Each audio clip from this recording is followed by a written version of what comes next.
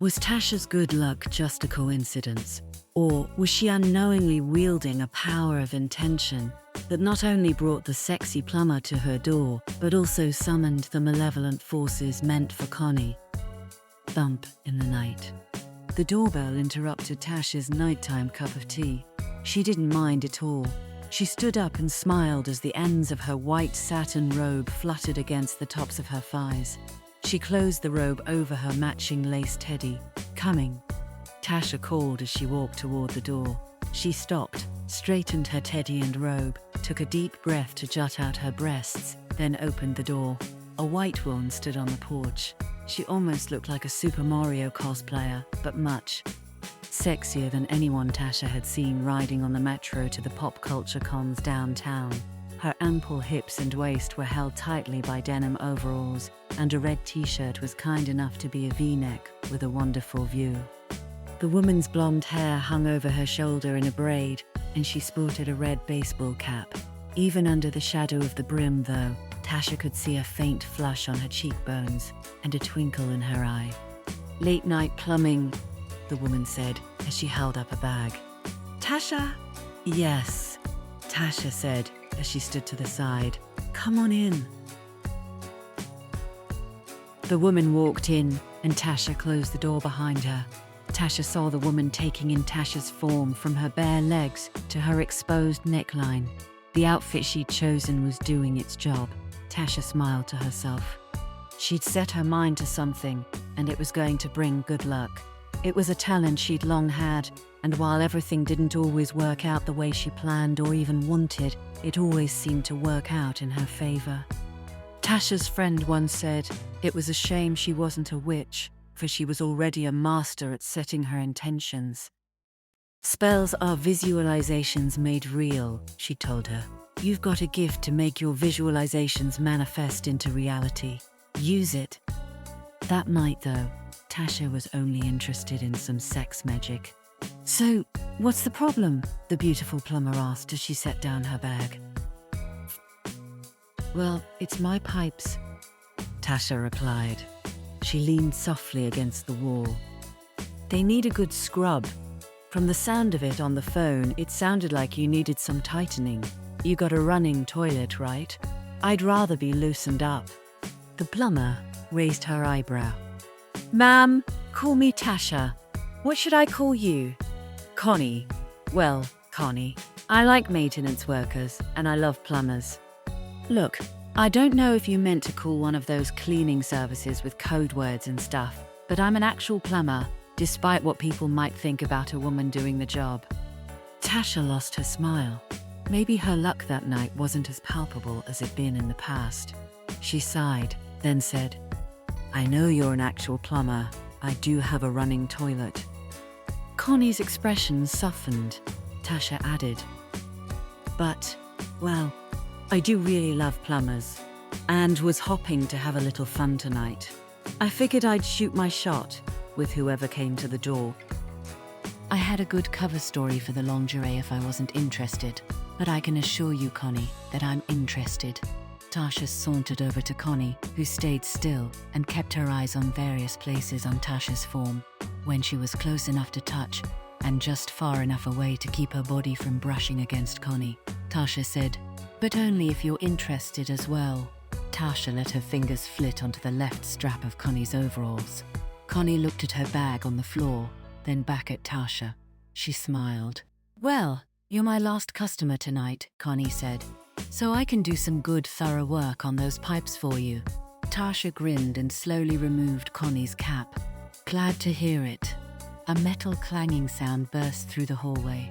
Connie and Tasha both jumped. "What the hell was that?" Connie asked. Two more clangs answered in sharp reply.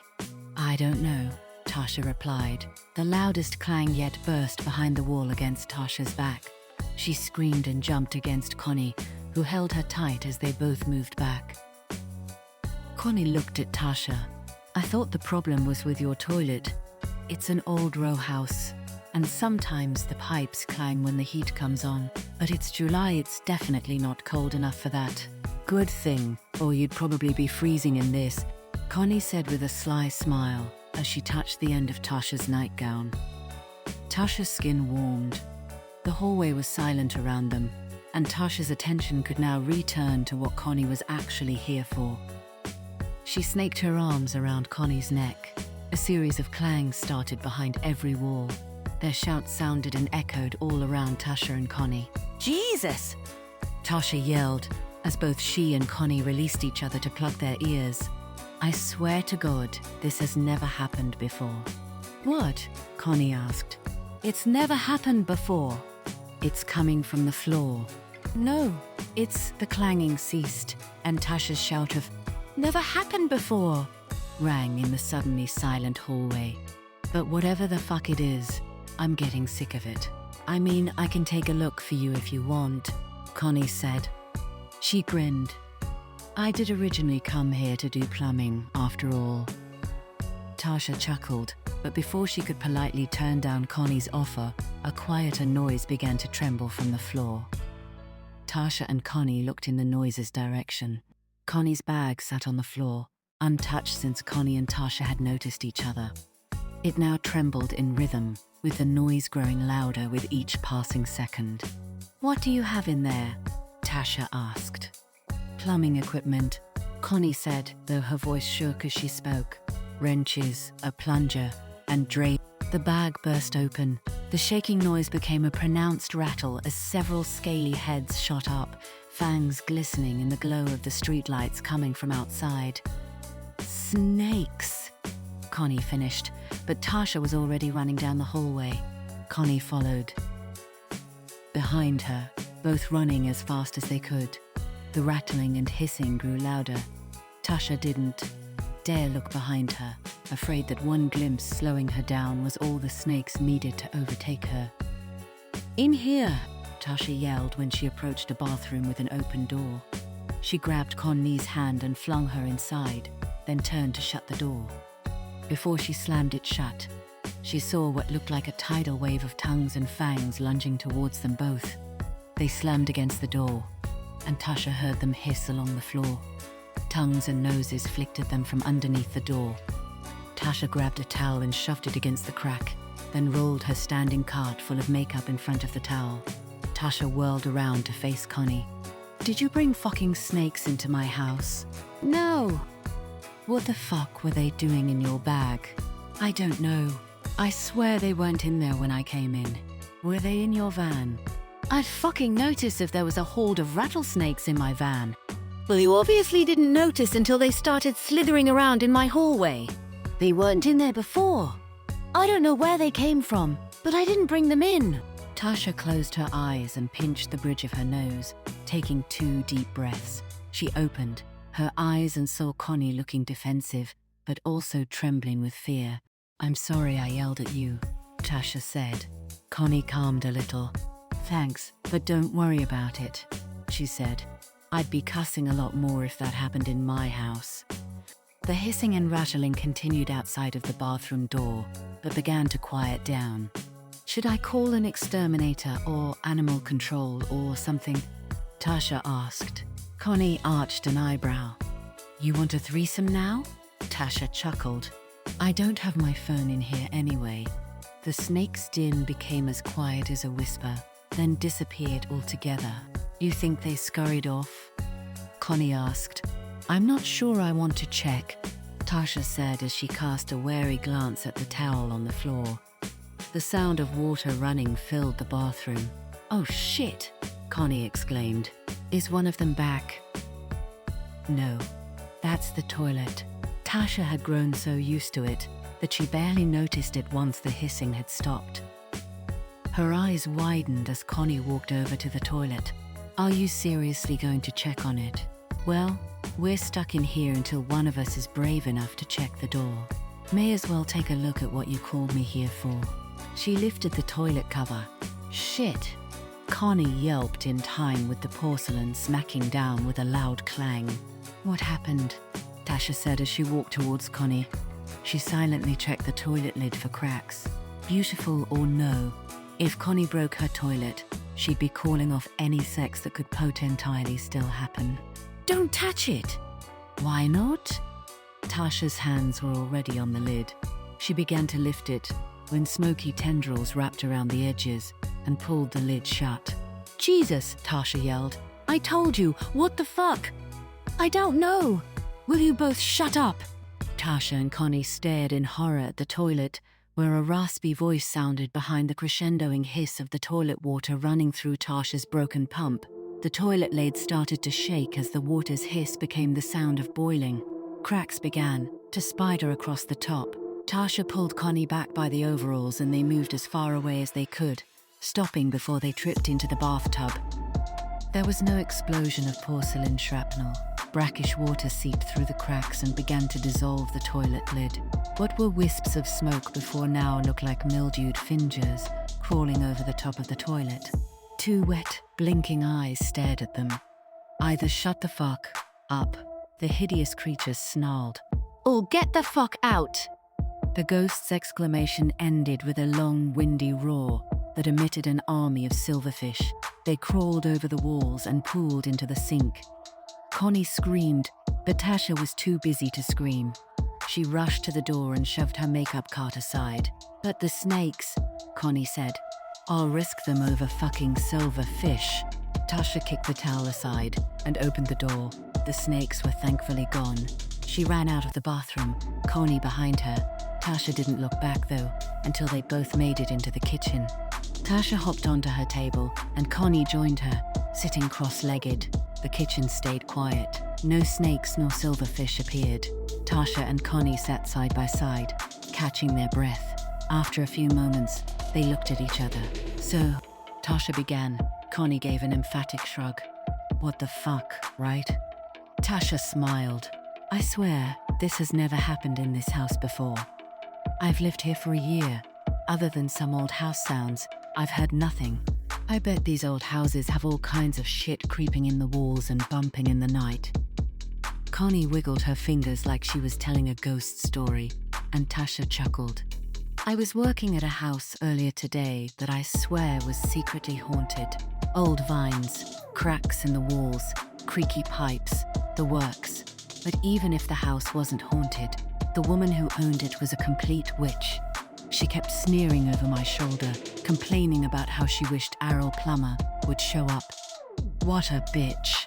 And then she blamed me when I told her it was her appliances that were broken, not the plumbing. I looked at that creepy house forwards and backwards. All her appliances were old. I'm amazed they didn't crumble to dust when I touched them. It's too bad she didn't crumble to dust, right? And I was all set to forgive her when she put a tip in my pocket, but when I got in the car, all it was this goddamn rock." Connie fished an object from her front overall pocket. Tasha noticed Connie's breasts jiggle as she did so, and she briefly returned to the idea of sex. The return was very brief. Connie held a bumpy geode in her hand, one whose crystal insides glowed crimson. A slow rumble began to sound around them. A cold sense of dread settled on Tasha's skin. "What kind of rock is that?" she asked. Connie shrugged. "I don't know. I'm not into crystal Twitter." "Me neither, but was she the last appointment before you came here?"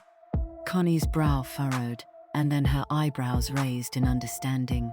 The rumbling grew louder and was joined by a slamming noise against the kitchen sink. "Throw that thing out!" Tasha shrieked. Connie looked around her. "Where's your trash can?" Its brackish water burst from the sink and crashed against the cupboards. Under the sink, Tasha finished. Even before Tasha could tell Connie not to bother, the water pulled over the sink and onto the floor. It moved towards them in lines like tentacles. Hissing and whispering noises sounded behind them. Tasha turned and saw the snakes moving into the kitchen on a wave of black water shaped like hands. A face covered in slimy, mildewed hair rose up behind the snake's fanged smiles, screaming in whispers that sent silverfish scattering along the walls and countertops. "Move your feet," Connie shouted. Tasha did as she was told. Connie moved her arm in front of Tasha and poured salt from Tasha's salt shaker in a line in front of her. "Here, take the rest," Connie said. "Hurry." Tasha sprinkled the rest of the salt in an arc around her, ending it where Connie had begun it. The water, snakes, silverfish, and ghost, all halted in a wall that circled around the table. "Holy shit, it's working," Tasha said as she watched the spirits keep their distance from the barrier of salt. She scooched further away from the ring and said a silent prayer of thanks to her grandmother for leaving Tasha, her large dining room table, in her will. "How do you know that would work?" "I saw it in a movie once," Connie said. "Can't believe just regular old table salt worked. But how do we get rid of them?" A snake lashed forward, and even though the barrier kept it away, Tasha still jumped and leaned against Connie. Connie held her close, and the garnet geode glowed in her palm, which rested on Tasha's lap. "It's this thing," Connie said. "I know it. That old woman cursed me. How do we uncurse it?" "I don't know. I didn't see the rest of the movie. I started making out with my girlfriend, my ex," she added quickly. "This was last year." Right. To think this whole evening had started with Tasha shooting her shot by calling a plumber to her house. It seemed her luck with manifesting what she wanted was running out. Or was it? The evening had taken a dramatic turn, but it wasn't over. Tasha wasn't powerless, and the spirits interrupting her night weren't invulnerable. They couldn't even cross a salt circle. If they could be stopped by one spell, maybe they could be banished with another. "Keep the stone in your hand." "Tasha," instructed Connie. She held her palms up. "Put your hand in mine."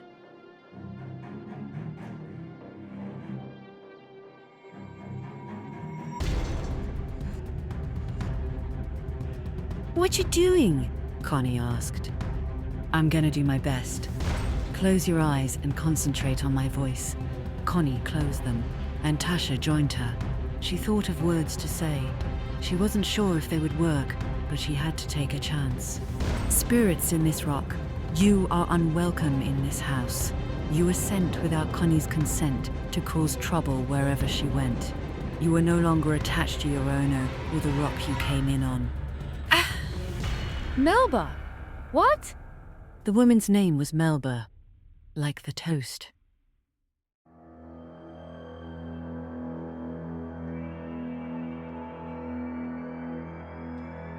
Huh. Weird. Tasha shook her head and shifted her focus back to her spell. "Melba, you no longer have power over Connie nor my house." A shriek of wind sounded beside them. It's working," Connie exclaimed. "We were a stick." "Begone, Melba. Take your water and your snakes and your goddamn silverfish with you." The hissing and whispers grew louder, and the geode began to tremble in Connie's hands. "Get out," Tasha said. "Get out, get out, get out," Connie added, so they were speaking in unison. Get out! Get out! Get out! The geode quivered and quaked, then stopped. Tasha opened her eyes and expected to see an empty kitchen. A wall no longer surrounded the table. A monster stood in its place. The ghost from the toilet stood with slithering snakes for arms and legs, and skittering silverfish for curling, waving hair. The ghost sneered. "I'm powerful too," she hissed. She flicked her hand, and the rock fell from Connie's palms. It shot across the table and through the salt circle. It fell to the ground and shattered into pieces. The ghost's hand shot through the opening in the circle and grabbed Connie's ankle.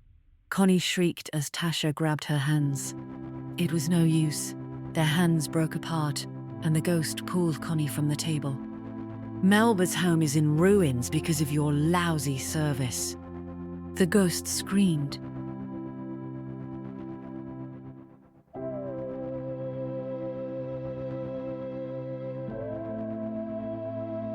And now you will pay! The ghost leaned over Connie with snakes and silverfish at the ready. Connie shielded her face. "Fuck off!" The ghost looked up and saw Tasha standing over Connie, teacup in hand, glaring at the ghost in her silverfish eyes. The ghost cackled. "What are you going to do? Try and burn me with tea? I'm a ghost, you twat." "This isn't for you." Tasha poured out the remaining tea and smashed the teacup onto the table.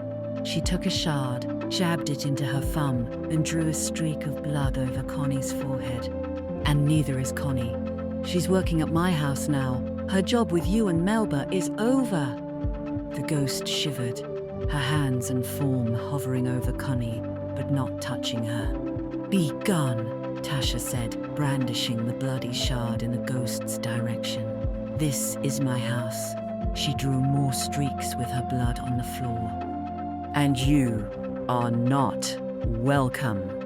Tasha screamed as loud as she could, a wail that sounded through the kitchen and the halls. The ghost shielded herself and began to dissolve into smoke. The snakes and silverfish fell like streamers that dissolved upon impact with Tasha's bloodied floor. The last remaining tendrils of smoke blinked out of view with a final whispered scream. The pieces of the geode lay lifeless on the floor, benign once more and relieved of their curse. "Where'd you learn all that?" Connie asked. Tasha turned back to face Connie. She still lay on the floor and looked stunned, but otherwise okay. "You're not the only one who watches movies," Tasha said with a smile. "I figured blood would speak, where salt and words alone couldn't. Blood oaths always mean business." Connie said with a weak smile back. She sat up, and Tasha's blood began to trickle down her face. Tasha set the shard back on the table, grabbed the napkin, then knelt down beside her and wiped the blood away. Does this mean I'm not under your protection anymore?" Connie said with a wink. Tasha chuckled. "Anytime you need me, you can count it." Connie slowly lifted her hand and brushed Tasha's arm. "Even if it's right now?" she asked. Tasha straddled Connie and cupped her face. "Especially if it's right now." Tasha began to kiss her. Connie gripped Tasha's ass through her nightgown, then helped Tasha tear her teddy off. Connie's overalls and shirt soon followed. They stayed in the kitchen, rolling across the linoleum. Connie gasped with pleasure as Tasha bit her neck and sucked her nipples. The only whispers were their dirty words to one another. The only hissing was Tasha's intake of breath, followed by a groan of pleasure as Connie placed her head between her thighs and slid her tongue deep inside of her. The evening Tasha craved hadn't come in ways she'd planned or even wanted, but things had still worked out in Tasha's favor.